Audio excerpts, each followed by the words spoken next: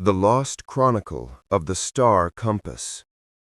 If I told you that the most astonishing discovery of early American exploration was never written in any textbook, buried under centuries of silence and political secrecy, would you believe it?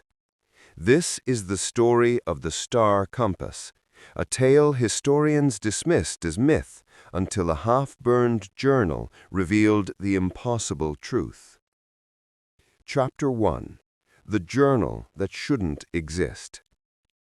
The story began on a humid July morning in 1897 in a small New England town called Marymount, a place so unremarkable that most maps refuse to acknowledge it.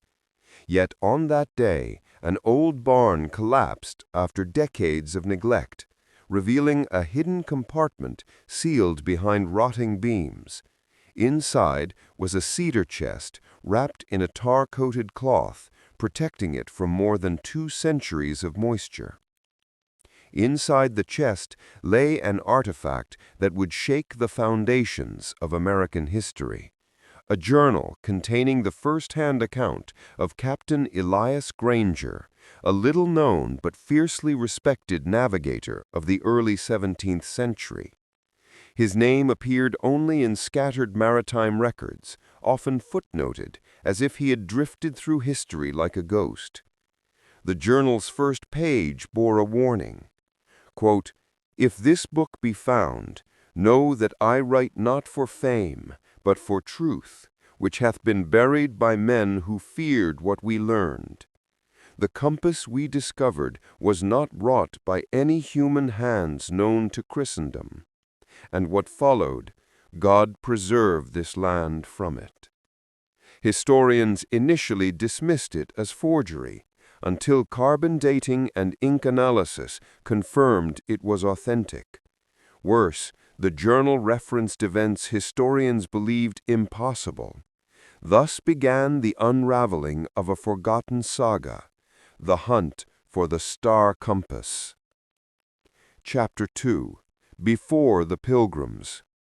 Long before the Mayflower anchored off Cape Cod in 1620, European expeditions secretly surveyed the east coast of the New World. Many of these voyages remained undocumented for political reasons: royal rivalries, failed colonies, and, in some cases, encounters the Crown preferred to erase. Captain Elias Granger was part of one such mission. Born in 1585 in Portsmouth, England, Granger possessed an uncanny talent for navigation. By age 19, he could chart courses using only stars and ocean currents. His innovations drew the attention of England's clandestine Maritime Council, an organization whose existence was debated until Granger's journal confirmed it. In 1615, he was summoned by Lord Harrington, a figure historians now know manipulated early colonial movements from the shadows.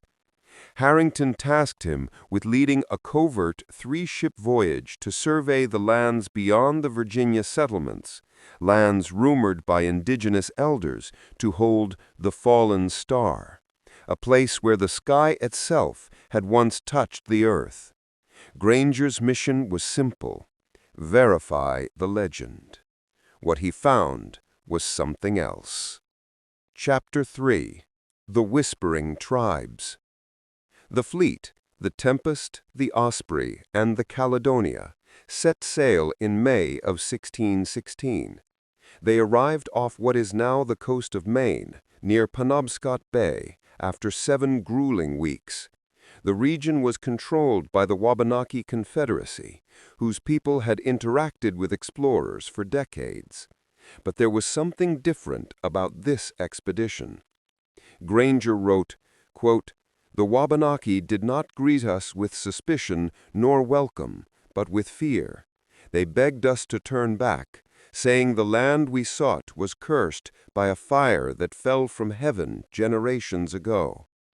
According to their oral history, an object bright as the sun yet colder than winter crashed into the northern forests sometime in the late 1400s. The tribes avoided the region, claiming strange lights hovered above it on certain nights, and animals that wandered too close returned changed, if they returned at all. Lord Harrington, reading the reports later, dismissed these claims as superstition, but Granger knew indigenous navigation and astronomy were sophisticated. They wouldn't mistake celestial phenomena for myth. Their warning proved prophetic. Chapter 4. The Forest of Echoes. After 2 days of negotiation, Granger convinced a Wabanaki guide named Mescani to lead them north. Mescani refused payment, asking only to remain unnamed in any report. His fear was palpable. The expedition's goal lay deep within the forests of what is now Baxter State Park. The deeper they traveled, the stranger the land became. The trees grew unnaturally tall, their trunks twisting upward like wrung cloth. Birds flew in erratic patterns, as if disturbed by an unseen force. At night, Granger recorded faint vibrations beneath the earth, like distant thunder with no storm. On the 7th night, Mescani vanished. His footprints led only a few yards into the trees before stopping abruptly, mid-stride, as if he had been lifted into the air. The men panicked. Granger tried to maintain order, but morale deteriorated quickly. Then they found the crater. Chapter 5. The Fallen Star. The crater stretched nearly 100 yards across, scorched at the edges, though centuries had passed. At its center lay a metallic structure, half buried in the soil, smooth, reflective, and still warm to the touch, despite the frigid night air. The journal described it, quote, "It was as if a piece of the moon had fallen here, curved metal with no seams, no rivets, no sign it had been forged by hammer or fire. When I touched it, it thrummed like a living heart." One sailor claimed he heard whispering coming from within the object. Another insisted the metal shifted under his hand. Granger ordered the men to set up camp. Whatever this object was, they needed to investigate. At dawn, they began excavation. By midday, they uncovered something extraordinary. A circular device, resembling a compass, though not like any instrument known to science. Its surface glowed faintly when exposed to sunlight, and the needle didn't point north. It pointed at the sky. Chapter 6. The Compass Awakens. When the device was lifted from the crater, it reacted instantly. The ground trembled, the trees shuddered as if in a strong wind, and a column of light shot upward from the crater into the clouds. Panic erupted. Birds scattered. Horses reared. Several men fell to their knees praying. Granger himself admitted he nearly fled. But the device, later called the star compass, soon dimmed again, its light fading like the last ember of a dying fire. But something had changed. For the next 3 nights, the sky above their camp glowed faintly, like the aurora borealis, but in colors no one could name. The journal described hues beyond mortal sight, a phrase experts still debate. Worse, some men began hearing voices. Chapter 7. The Men Who Heard the Sky. The first to succumb was the carpenter, Thomas Hale. He woke screaming, claiming the stars were speaking to him in a language older than the earth. Another sailor experienced sudden blindness, though no physical cause was ever found. Granger struggled to maintain authority as paranoia and terror spread. He insisted they keep the compass sealed in a reinforced crate and return to the coast immediately. But fate intervened. On the morning of September 3rd, a group of armed men arrived. They were not English. Chapter 8. The French Shadow. New France had long sought advantage over the English in the New World. Unbeknownst to Granger's men, French scouts had been tracking them for weeks. Their leader, Etienne Dubois, demanded access to the crater. When Granger refused, Dubois revealed he knew about the compass. How? Because the French had been searching for it, too. Dubois claimed the indigenous tribes of northern Quebec shared similar legends of a fallen star, and that the Crown of France believed it held secrets capable of guiding ships across the Atlantic with impossible accuracy. Conflict was inevitable. A skirmish broke out. Muskets roared, arrows flew, and chaos engulfed the forest. During the battle, the crate containing the star compass shattered. The forest erupted in light. Chapter 9. The event no one could explain. Witnesses described what happened next in fragmented, terrified entries. A sphere of shimmering energy expanded outward from the compass, swallowing men from both sides. Time warped. Some moved in slow motion, others in rapid blur. The air vibrated like a struck bell. One French soldier dissolved into motes of light. Another duplicated, two identical versions of him collapsing in horror. Granger himself lost consciousness. When he awoke, half the forest was gone. Not burned, erased. Chapter 10. The Survivors of the Light.